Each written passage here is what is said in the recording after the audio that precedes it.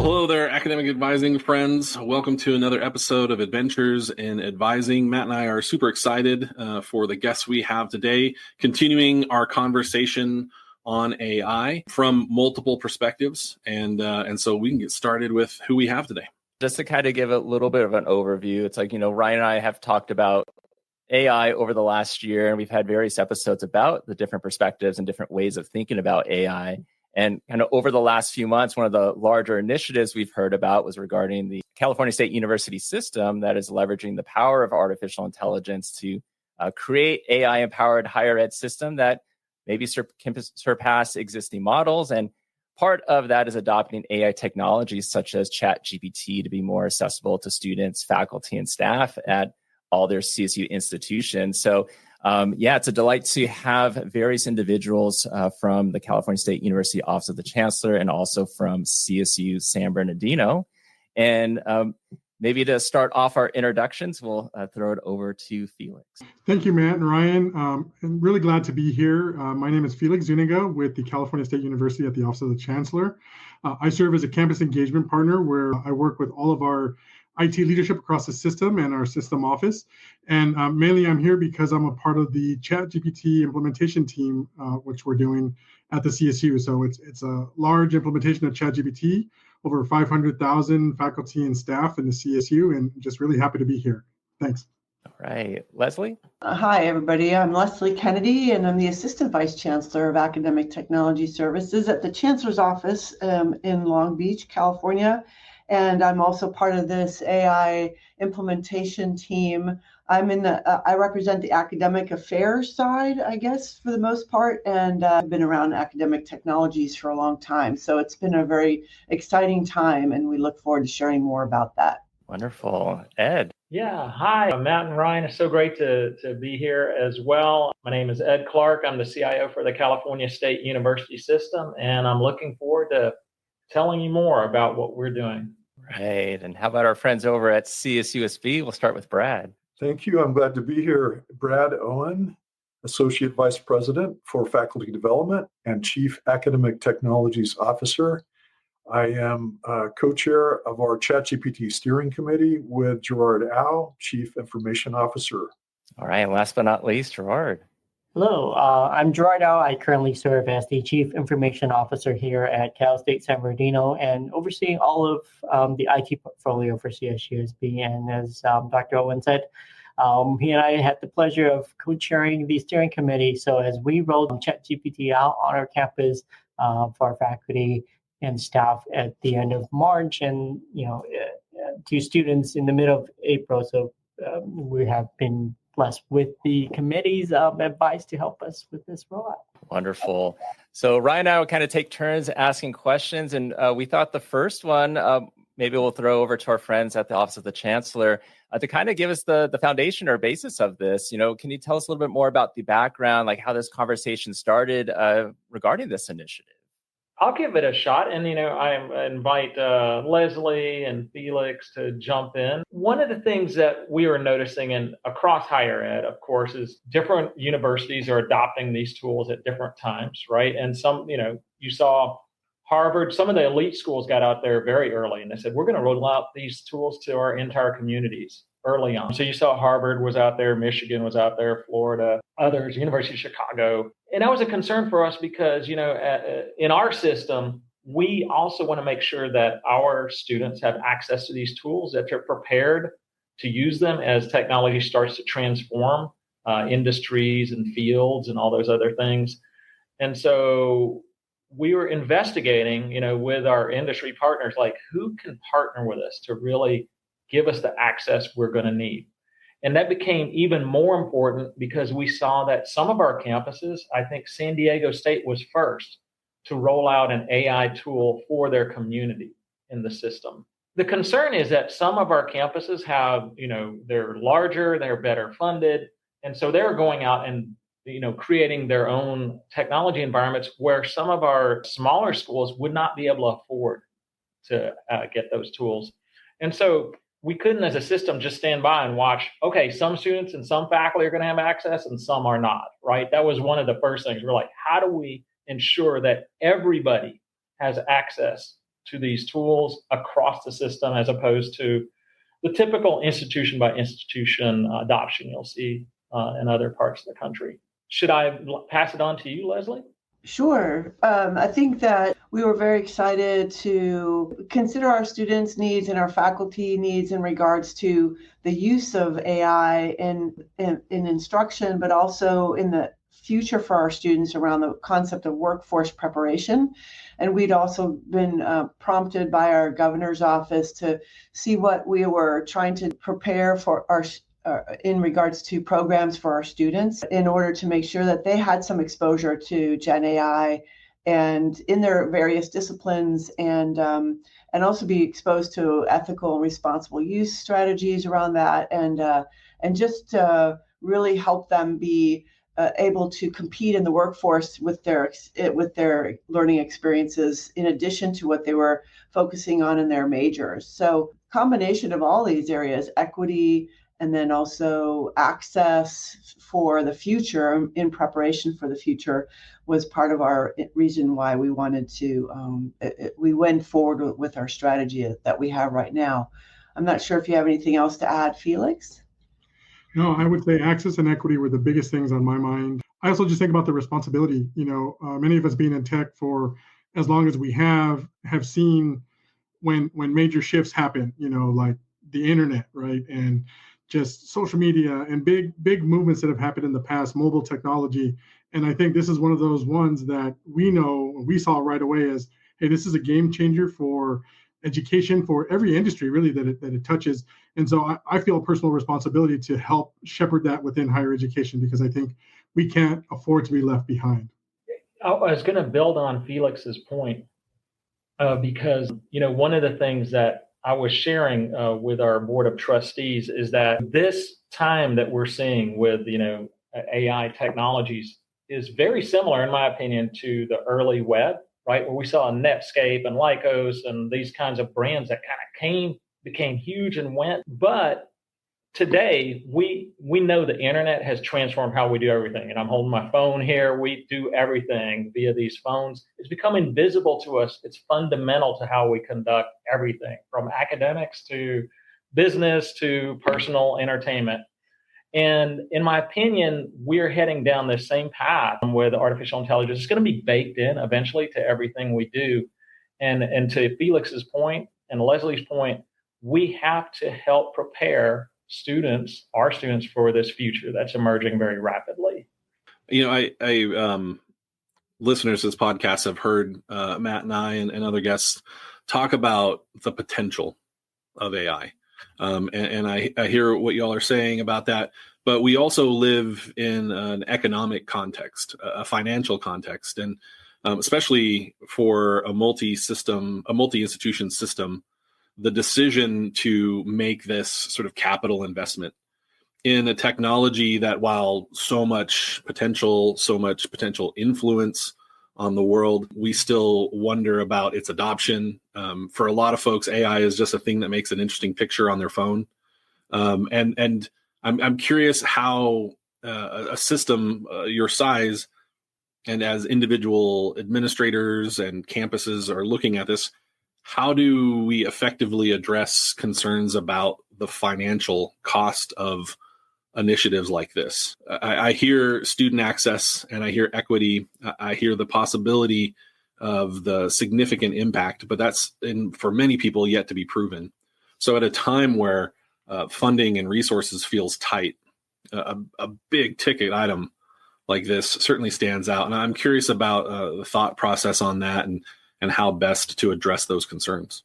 I can I can tell you a little bit about the financial picture and the history from the CSU's point of view. There had been a number of meetings with, some of the biggest players in this space, Microsoft, AWS, you name it, with the CSU CIOs. We have 23 different CIOs and, of course, me at the Chancellor's office. And we're noticing that these technologies were very expensive. So on average, it was $20 to $30 per person per month, right? And so when you multiply that by, in our case, 500,000 people, that is an impossible amount of money for our kind of system. Yet we were again seeing other universities around the country making this investment, saying, hey, we're going to be the AI, center of the United States, and so on and so forth. And so we kept on negotiating with different partners and trying to find someone who would work with us. I had a conversation with OpenAI at EDUCAUSE in October of last year, and I said, we have 500,000 students. 1 out of every 20 people with a bachelor's degree in the United States graduated from our system, right? Which is it's a huge impact. Yet the price of your product is helping to build a digital divide, right? So there's going to be people that are going to have access to these tools, learn how to use them. They're going to go out and they're going to get a certain kind of job and certain kinds of opportunities that will not be available to our community. But the pricing of the product is so impossible for us to reach. How can we partner to get to a pricing that makes sense for us? So, and then we, at a certain point, it was like $12 per person per month. That's the lowest price they had for their EDU plan. Again, too expensive for us. Where we eventually got that, because this is, public record now, the price that we actually paid in the end was $1.88 per person per month. So it was a price that had never been offered to anyone, any system in the world. And so that's when I brought that back to the Chancellor's office, they were saying, you know what, we're doing all these budget cuts, we're doing those other things, but this is a price point. We need to jump on it. We need to provide this access to our community. It's never been offered to anyone else. We have to take advantage of this and make sure that we provide this to everybody and all the students, faculty, and staff. So that's kind of the background of the negotiations, the conversations. And to OpenAI's credit, I think there was, concern from all parties. Were like, what about the other people that did pay all those other rates? Well, hopefully by this time next year, they'll see their rates also come down. But the magic for them was we were operating as a system rather than those individual universities. And like I said, where we had gone down, we were already seeing some of our universities cutting their own deals. That's what they weren't interested in. The fact that we're going to affect a whole system is what allowed them to offer this opportunity to us. Maybe I need to find a CSU program to enroll in then, because I know what I'm paying a month. Yes, and to your point, that you just made an excellent point. We also could see in the data that many of our staff and faculty and students, the ones that had more money, were able to buy their own plans. And so again, even that equity of some of our community members who couldn't afford it were getting left behind. Brian, I'm putting the link to some of our San Bernardino programs in chat. So please have a look at those. I appreciate it, Brad.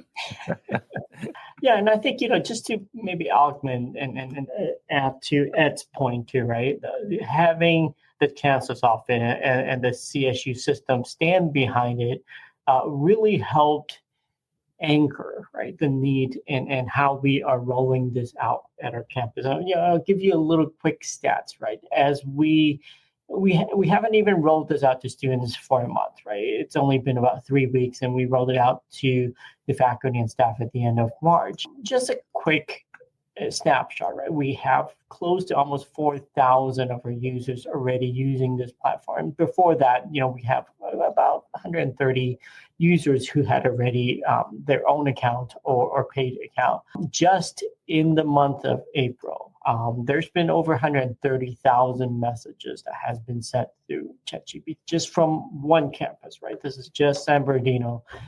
Again, keep in mind, only half of the month of April student have access to. So just to talk about the scale of things and the support that we have received as a system-wide adoption, that allows us to have equitable access for all 18,000 students here, that no one really has to worry about, okay, do I have this tool or not, right? And meaningfully, as and Dr. Owen, feel free to chime in, as we were consulting the campus on our adoption, the message was very clear, right? We can't leave our students behind. Students were very strong advocates to ensure that they have the same access as faculty and staff, also giving us a little bit of a buffer window. We also heard our faculty concerns, right? That they need to be ready. They need to be able to see it just a little bit in advance so that, as they need to finish the rest of the term, how can they redo the curriculum if they need to for next year so that everybody has a little bit of a head start, right? So. Well, and I guess this is maybe a good segue for Brad and Gerard in terms of you get this initiative coming down to San Bernardino saying, okay, this is system-wide adoption. How from an institution standpoint, how do you go about implementing something like this? The Chancellor's office left it up to the individual campuses, of which there are 23, to decide on the timeline of the rollout. And we weren't quite sure how to go about that. We decided that we would make it available to faculty and staff just as soon as it was technically possible. And in our case, that turned out to be March 24th.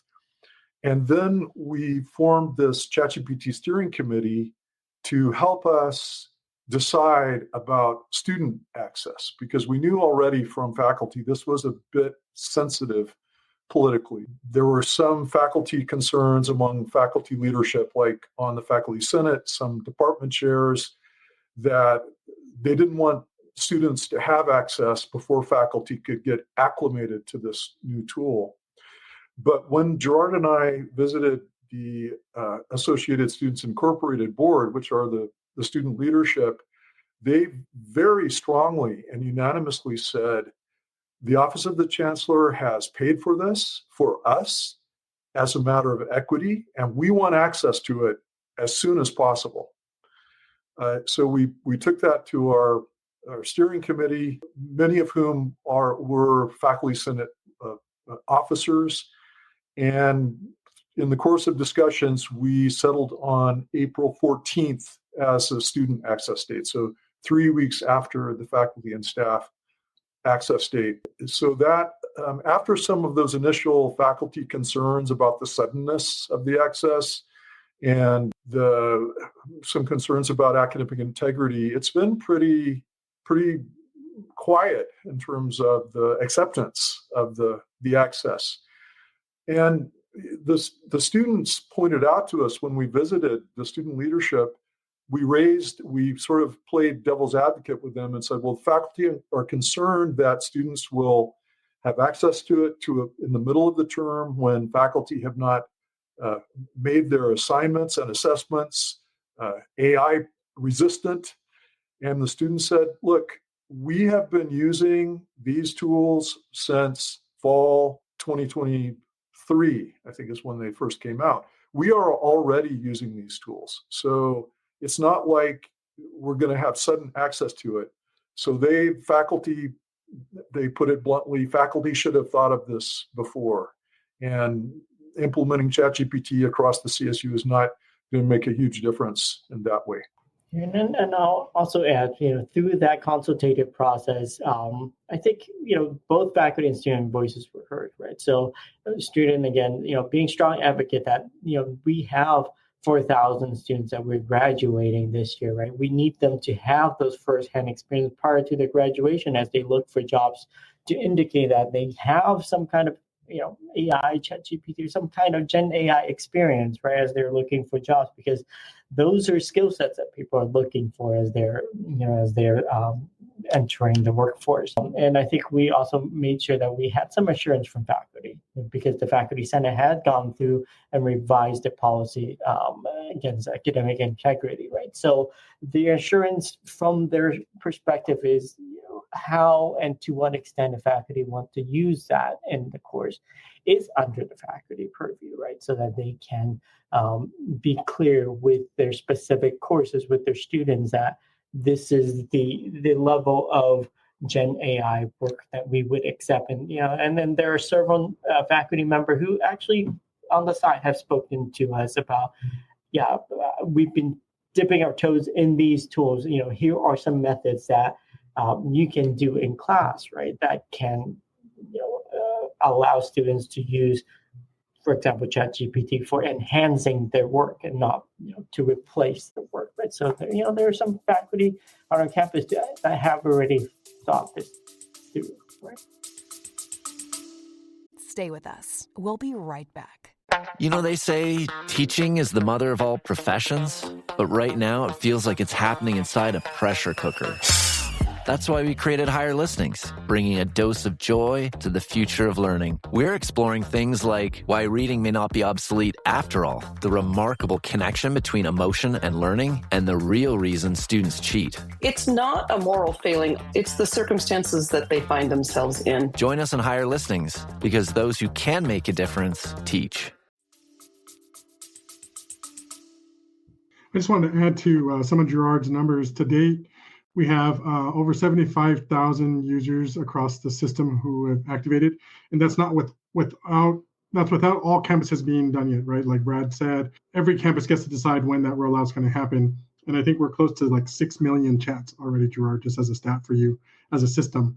And like you said, Bradford, they were using the tools before. When we were talking to OpenAI early on, they were telling us those who use their university accounts to subscribe to the ChatGPT tool specifically was very high, right? So we already knew that there was a lot, and that's not counting the ones that are using their private email addresses, Gmail, or other tools, because we didn't have access to that kind of thing. So it was real important to know that there was already a high usage. We're letting the universities decide for themselves and doing all the support on the back end to help them do that, because other schools had initiatives in progress already, and we don't want to disrupt what that is, so it's up to them to figure out when is the best time for them. And this whole kind of experiment is really to expose them to the tools and to the skill sets around AI, not necessarily one tool over another, because as we know, prompt engineering can travel many different tool sets, and understanding how LLMs work and all of the AI aspects on the back end are transferable between the different tools. But Leslie, I'd love to queue you up to hear about the faculty perspectives that you've heard and some of the things that you're working on from the Chancellor's office. If I could, jump in, Matt, and tee up Leslie for that.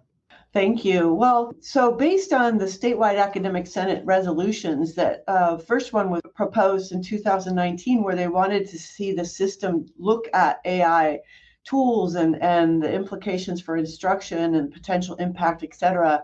And then further resolutions over the last few years, we were able to organize, Ed and others at the leadership level were able to organize a system-wide AI committee, which included faculty. So to come together to discuss, as I mentioned, the impact and the potentials around Gen AI, especially since Gen AI dropped around 2022, 23.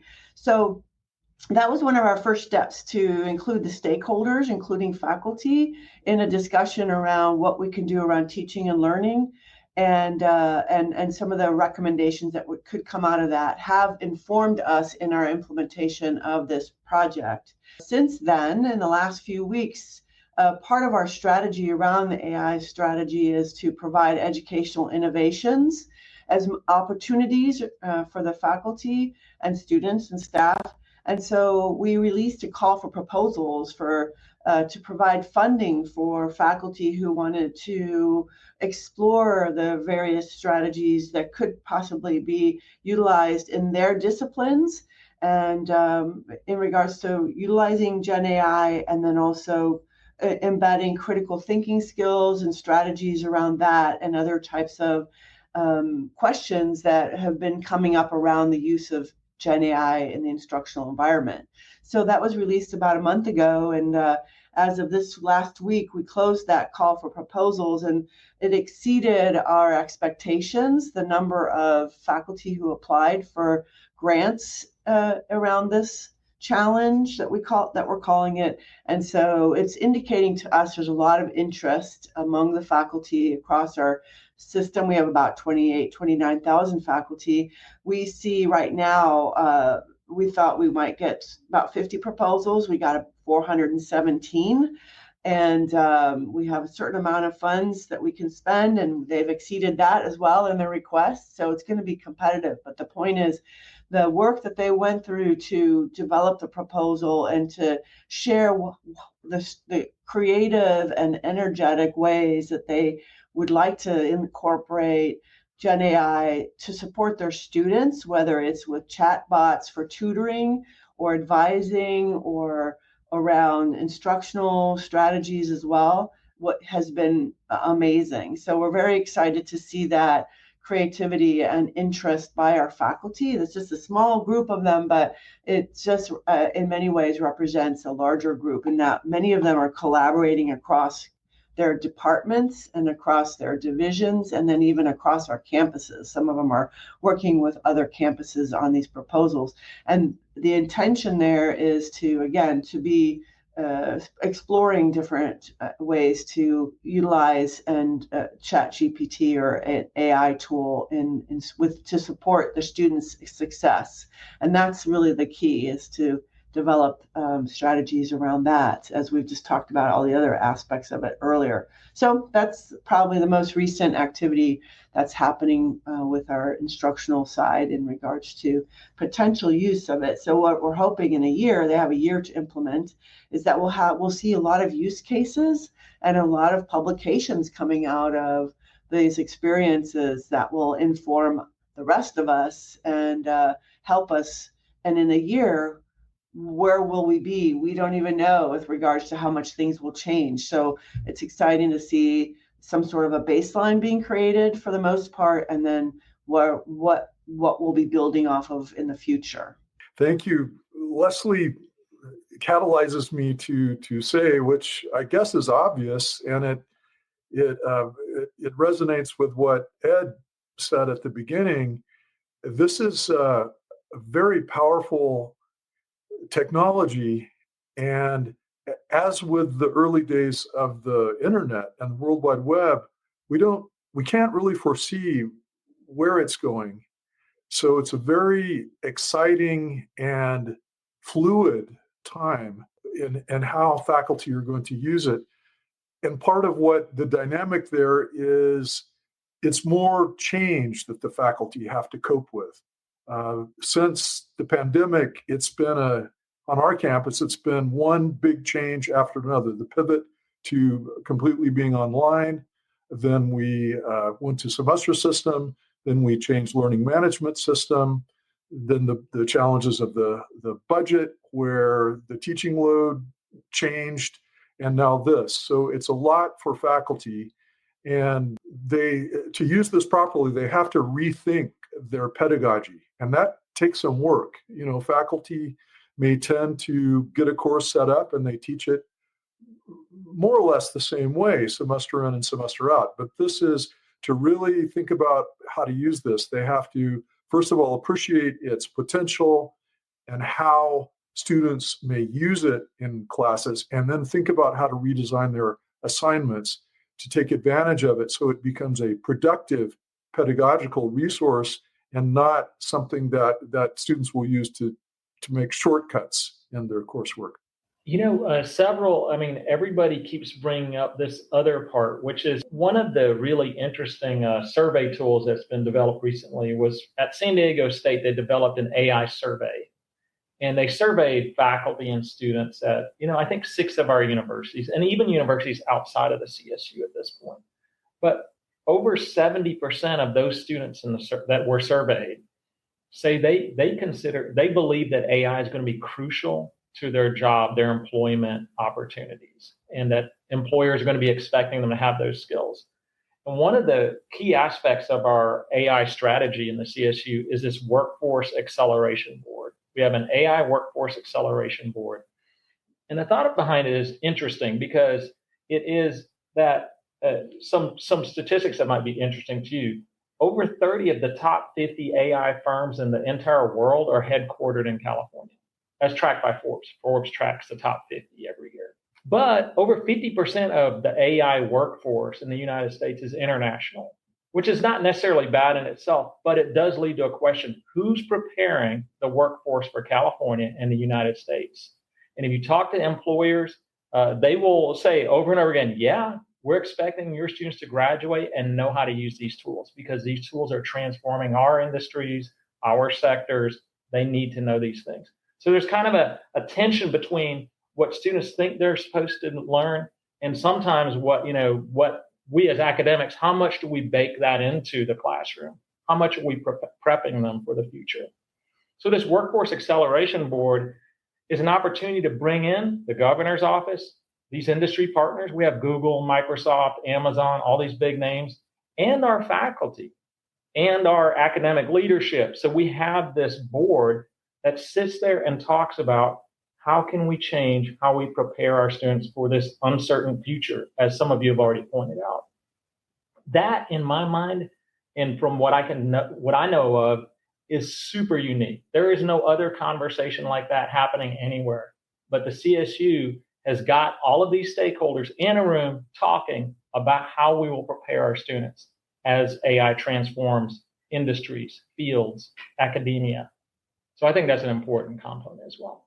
Definitely sounds like y'all are taking a comprehensive approach in this very early and fast-moving process. But as someone whose primary role with my institution has always been in a staff capacity, I'm curious how y'all are ensuring that not only faculty and student points of view are being heard and utilized, but also making sure that staff who work in especially student-facing capacities are prepared to not only use the tool themselves where it's appropriate and they see the benefit, but also to address this new influx, if nothing else, a conversational current around AI. Maybe I'll jump in really quickly. So there are many strategies that are happening on campuses, but it's also at the CO, we've been able to adopt a course that Fresno State created for higher ed professionals, and it's a 4-week facilitated course. We've already waitlisted within 2 weeks of posting that course, and we're now adding more sections. So that is an introduction to AI from the staffing perspective, from the workforce perspective. And so that's quite popular. And so that is one strategy we have. I know our IT group has been running webinars on and bringing in OpenAI to provide very comprehensive overviews as to how to use the tool effectively. And then we have on our site, we have a website called genai.calstate.edu. It's we're calling it the hub.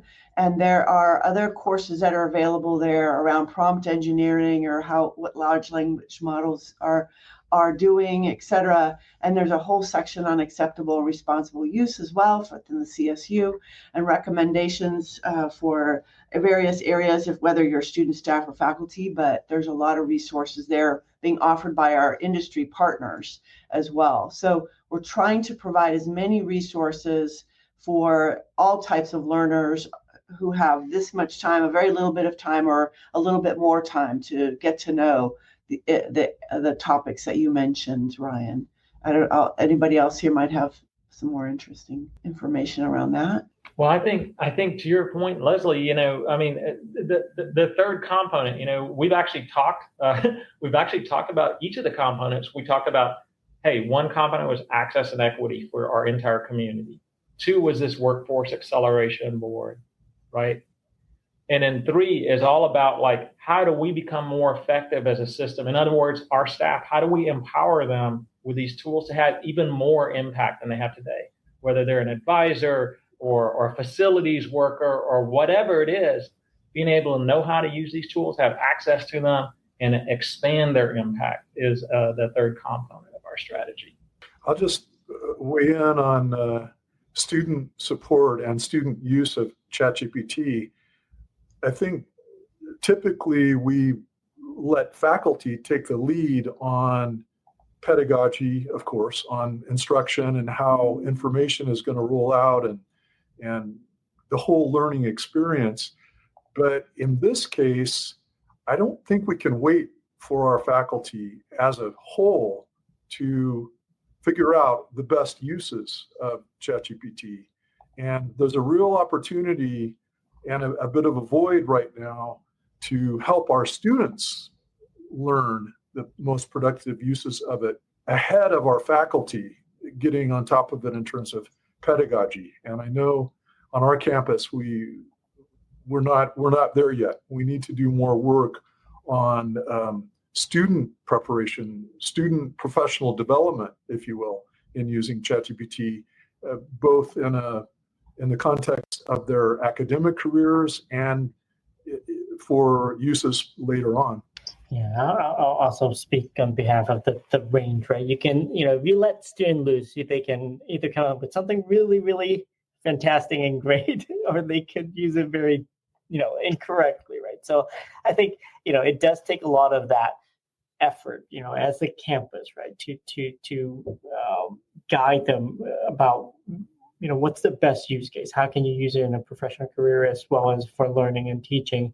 I'm actually, I have a scheduled meeting with one of our computer science club, which we typically sponsor a hackathon every year for them. They're planning on doing one in June later on this year, about the possibility of letting them run wild with the tool, right, to solve a campus problem or solve a industry problem with something that now we have placed in their hands, and see what they come up with, right? So there's kind of that broad range of spectrum with a university can support, our next generation of workforce and students on how to best leverage these tools in both an academic or professional setting versus just research and development. Just play with it and see what you come up with, right?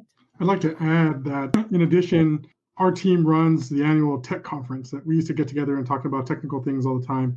But due to travel restrictions and budgets, we're not getting together in person. But last year we made the decision to create what we call AI in July. So it's like a month-long tech conference. And this year is the second year. And I'm very proud to say we have like almost programming that's going to fill the whole month of July.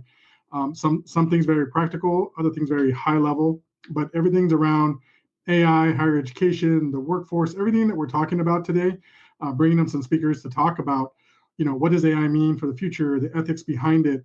One of the things that I feel personally is like, if we're going to change and challenge those perceptions that people have against the negative aspects of AI, what better way to do that than to empower, the largest, most diverse set of students that we have in the United States within the CSU to be those change makers and do those kinds of things.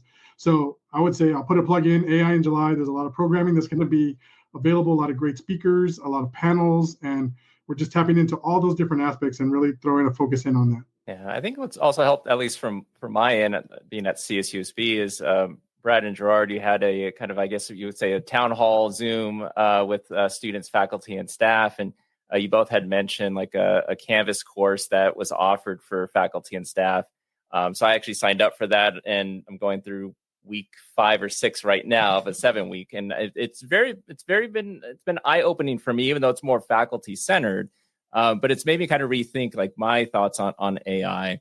And it's really led to interesting conversations. I mostly meet with students as an academic advisor. So even just to tell them, hey, you actually have this new tool available to you on your student profile that you can have access to, and actually talking about ways to maybe implement AI as like a study partner, study buddy, or ways that they might be able to use it.